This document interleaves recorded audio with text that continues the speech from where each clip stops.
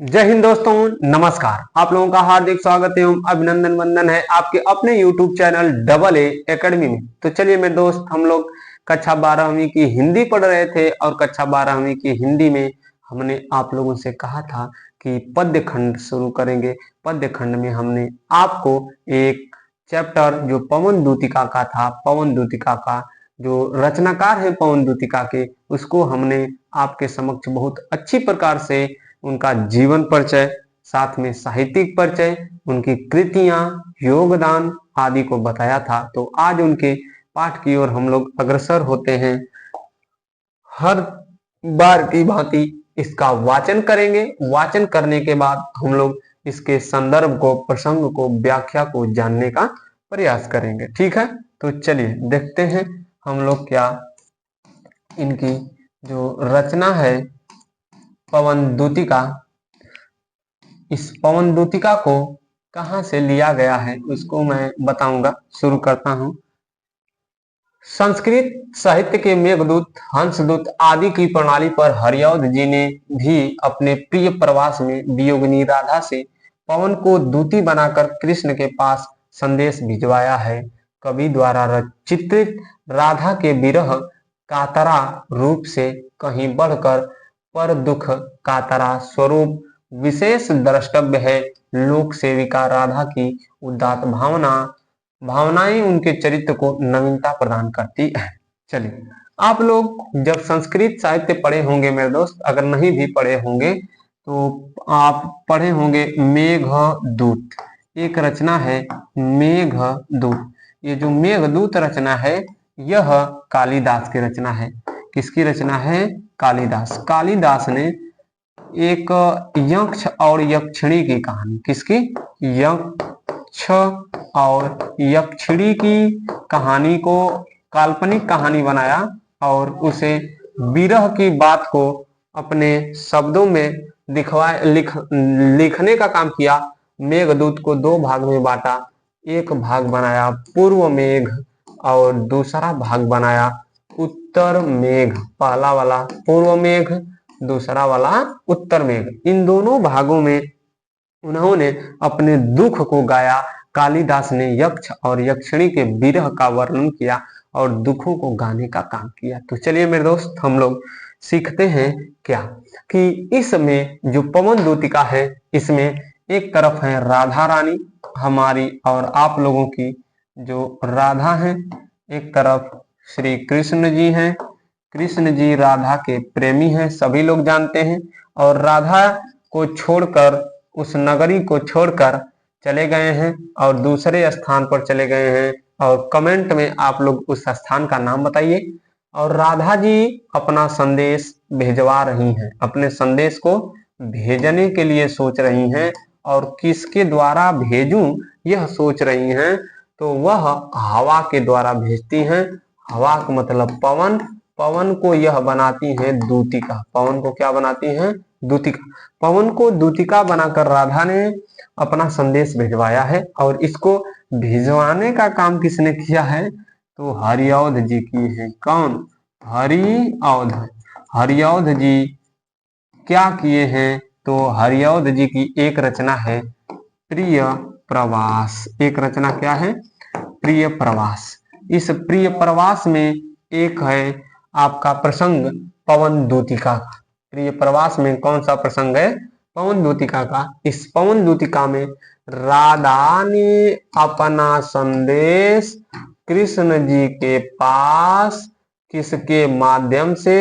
हवा के माध्यम से, यानी पवन के द्वारा दूत बनाकर या दूतिका बनाकर भेजने का काम की है। तो चलिए मेरे दोस्त, हम लोग शुरू करते हैं राधा जी के विरह को गाने वाली पंक्तियों के द्वारा। तो शुरू करते हैं। यह पंक्ति हम लोग चार चार पंक्ति में बात पहले से ही बटा है। यह इसी तरह बांट कर हम लोग पढ़ेंगे और संदर्भ को सीखेंगे, प्रसंग को सीखेंगे और व्याख्या को सीखेंगे। भाव पक्ष, कला पक्ष भी सीखने का काम करते हैं। तो शुरू करते हैं हम लोग। बैठी खिन्ना यक दिवस वे गे हमें थी अकेली। आप लोग चाहें तो वाचन भी कर सकते हैं।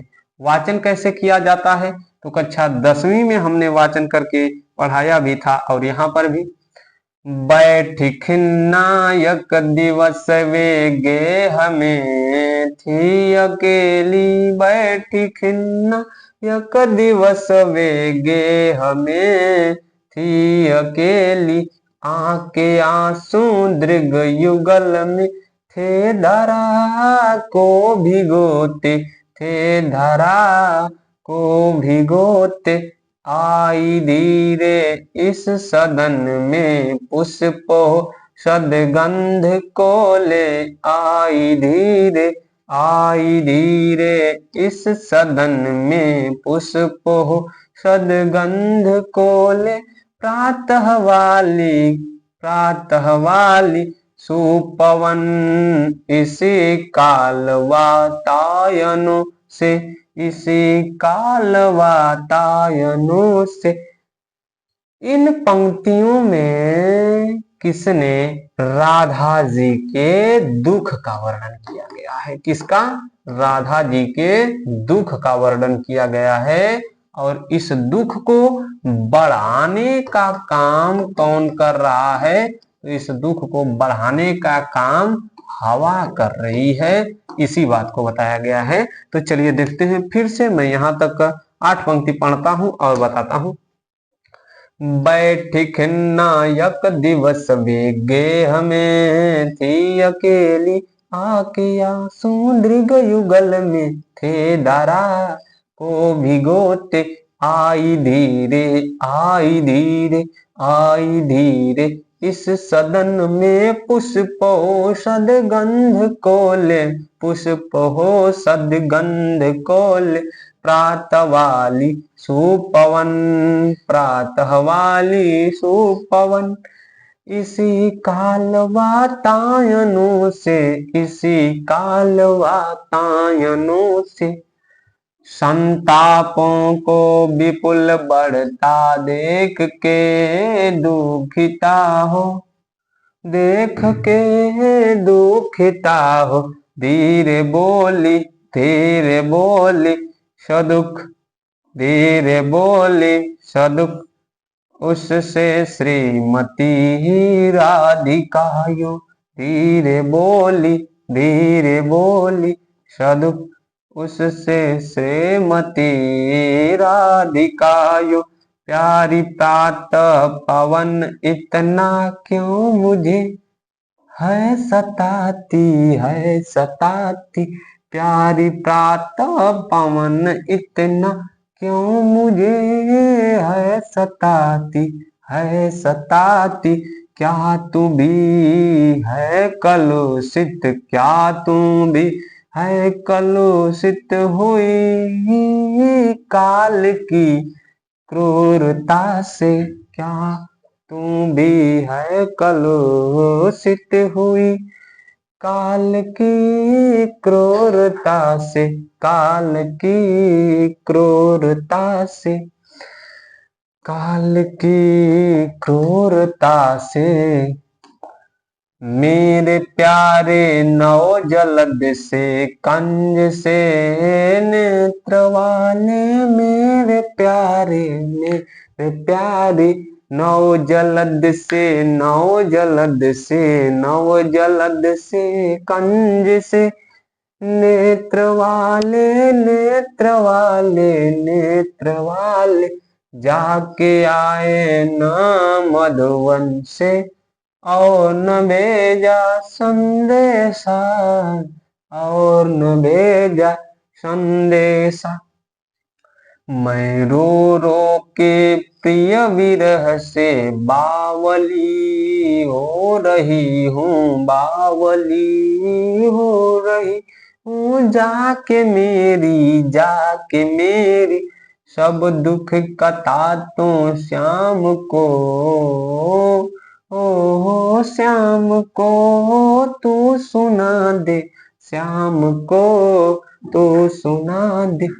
ज्यों ही मेरा भवन तज तू अल्प आगे है बढ़ेगी, अल्प आगे बढ़ेगी, शोभा वाली, सुखद कितनी मंजू कुंजे मिलेंगी, शोभा वाली सुखद कितनी मंजू कुंजे मिलेंगी, प्यारी छाया मृदुल स्वर से, प्यारी छाया मृदुल स्वर से मोह लेगी तुझे वे, मोह लेगी तुझे वे, तो भी मेरा दुख लग वहां, जान तू विश्राम लेना, जान तू विश्राम लेना।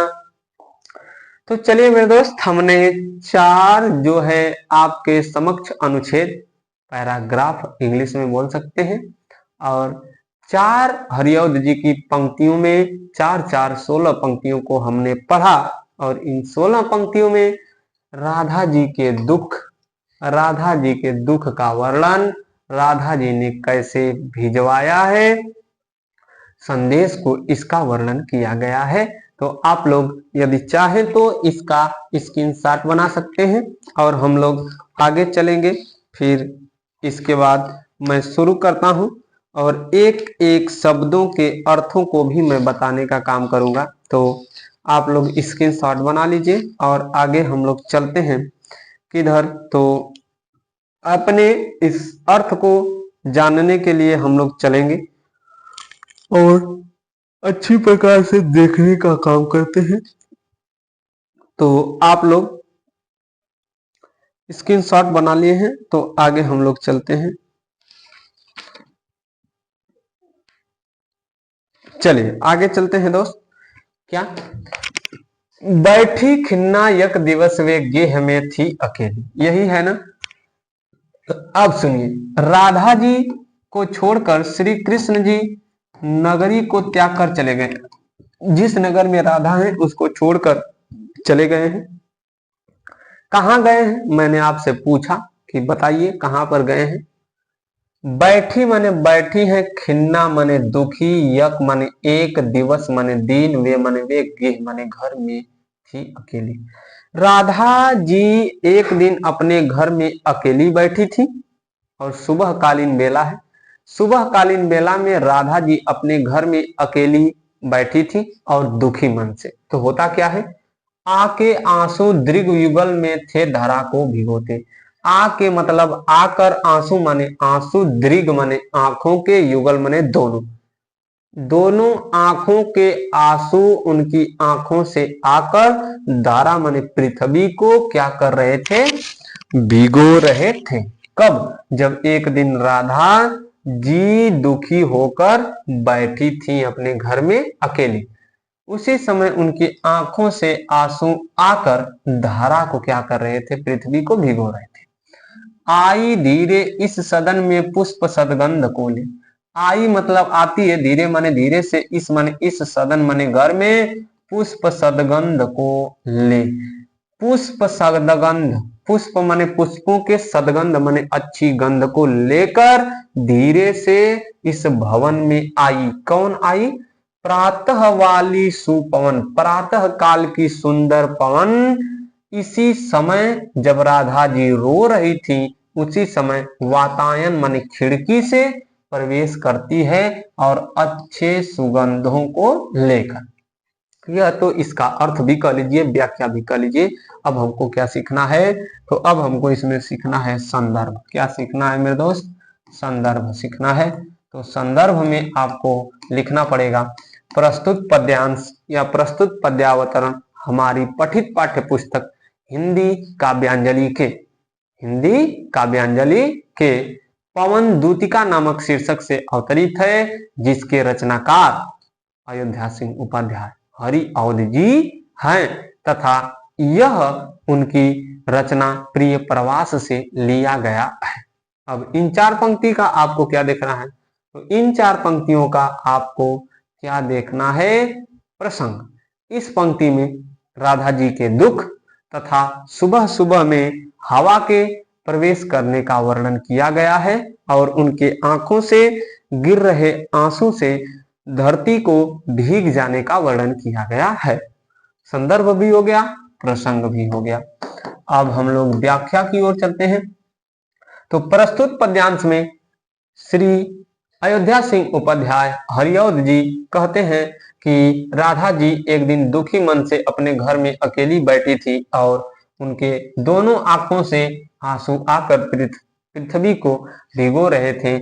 उसी समय सुगंधित वायु को लेकर हवा, उसी समय जब वह रो रही है, उसी समय वातायनों माने खिड़कियों से प्रवेश करती है।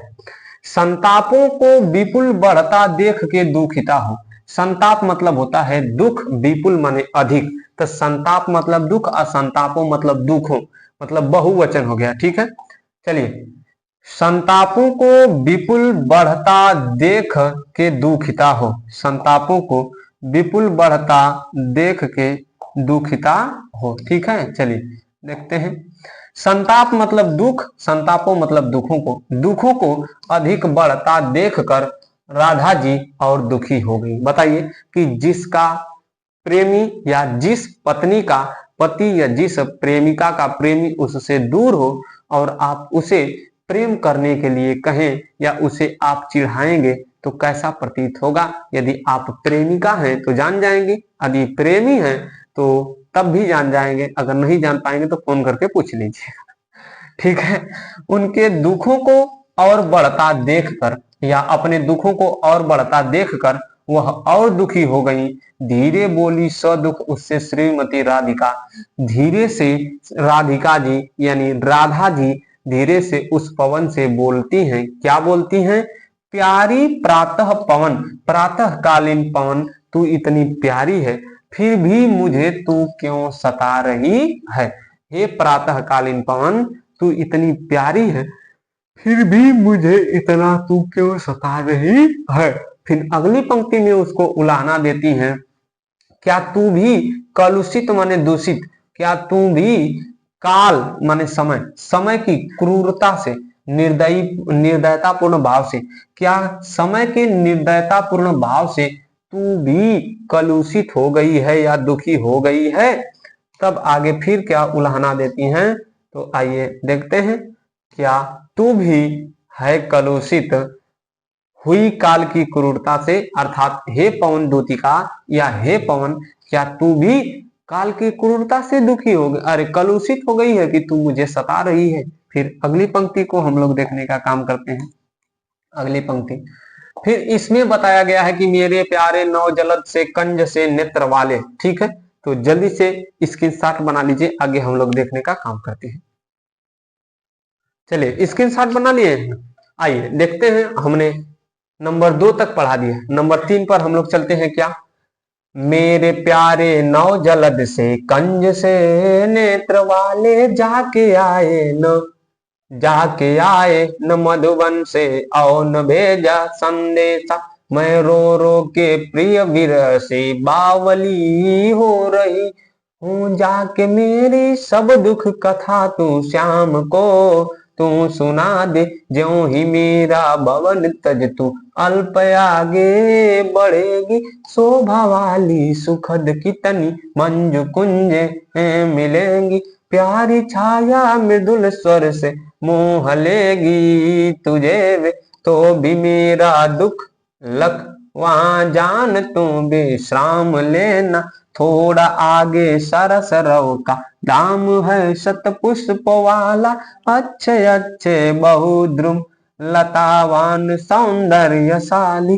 प्यारा वृंदा विपिन मन को मुग्धकारी मिलेगा।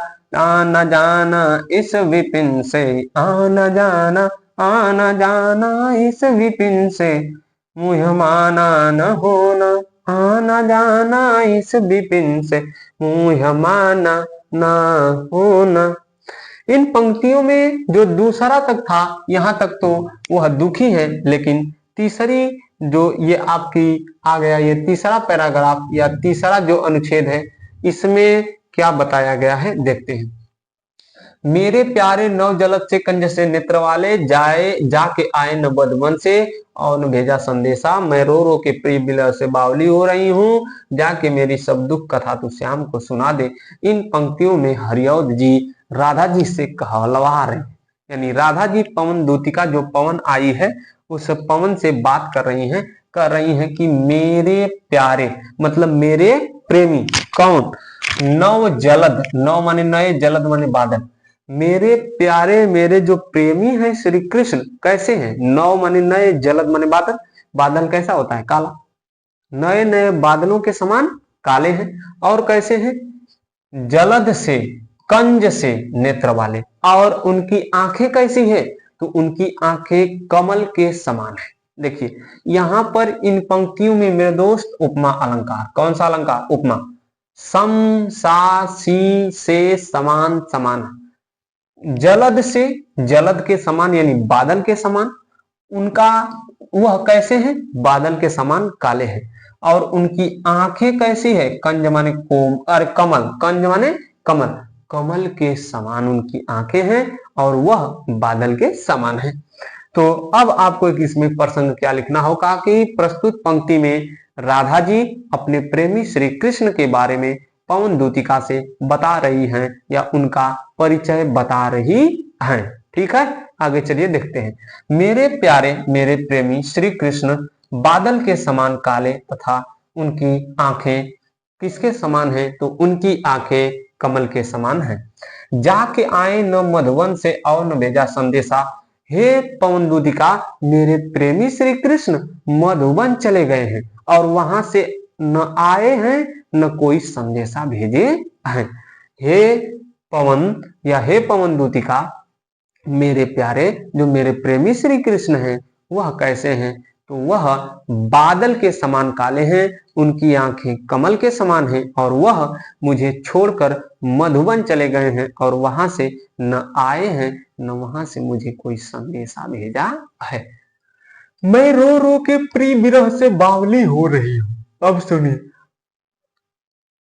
राधा जी कहती हैं कि मैं रो रो कर, प्रिय माने प्रेमी के, विरह माने दुख से, प्रेमी के दुख से मैं रो रो कर क्या हो रही हूं?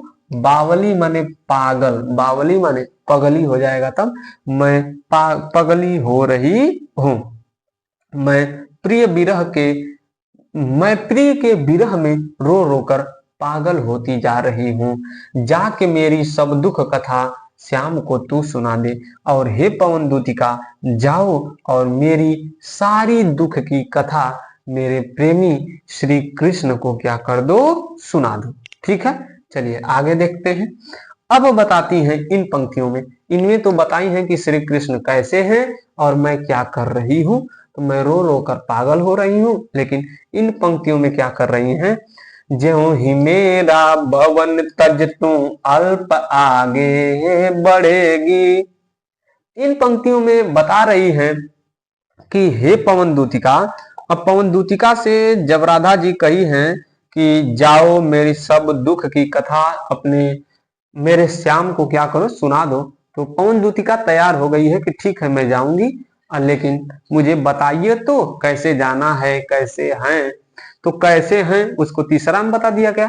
अब कैसे जाना है तब बता रही हैं कि ज्यों ही मेरा भवन तज तू अल्प आगे बढ़ेगी, शोभा वाली सुखद कितनी मंजू कुंज मिलेंगी, प्यारी छाया मृदुल स्वर से मोह लेंगी, तुझे वे तो भी मेरा दुख लग, वहां जान विश्राम लेना, वहां जान विश्राम लेना।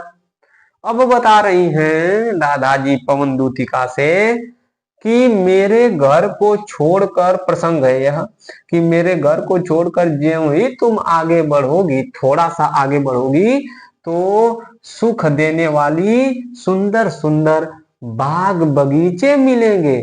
और राधा को यह, राधा जी पवन दूतिका को यह बता रही हैं कि जब तुम जाओगी तो क्या क्या मिलेगा रास्ते में।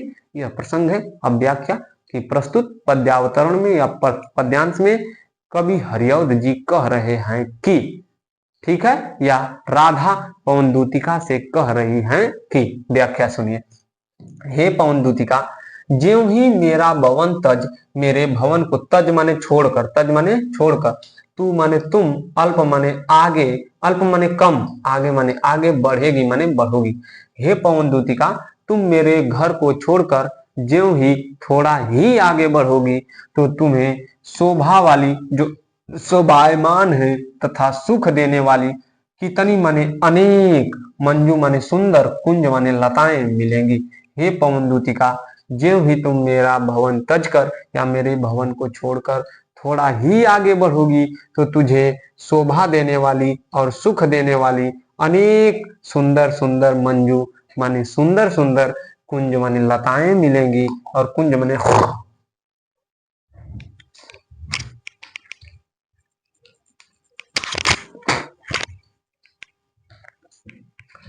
कुंज माने बाग बगीचे। कुंज माने क्या होगा दोस्त? बाग बगीचे। तुम्हें अनेक लताएं और बाग बगीचे मिलेंगी।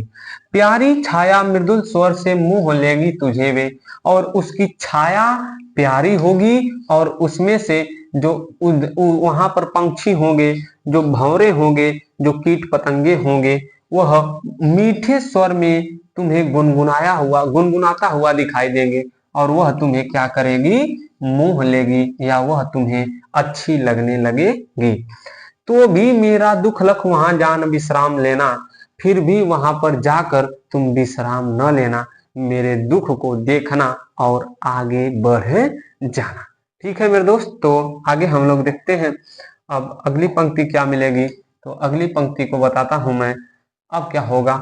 थोड़ा आगे सरस रव का दाम है शत पुष्प वाला, अच्छे अच्छे बहुद्रुम लतावान सौंदर्यशाली, प्यारा वृंदा विपिन मन को मुग्ध कारी मिलेगा, आना जाना इस विपिन से मुँह माना न होना।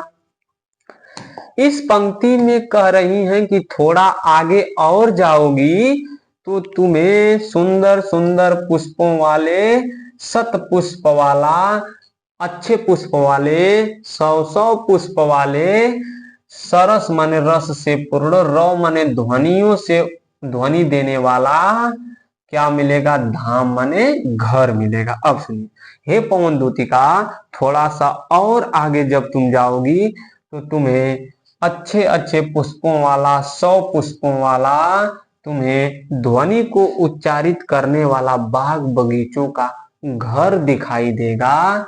अच्छे अच्छे बहुद्रुम लतावान सौंदर्यशाली, अच्छे अच्छे बहु माने अनेक, द्रुम माने पेड़ पौधे, अच्छे अच्छे अनेक पेड़ पौधे मिलेंगे, और वहां की लताएं क्या होंगी? सौंदर्यशाली होंगी, सुंदरता से भरी होंगी और सुंदरता से परिपूर्ण होगी।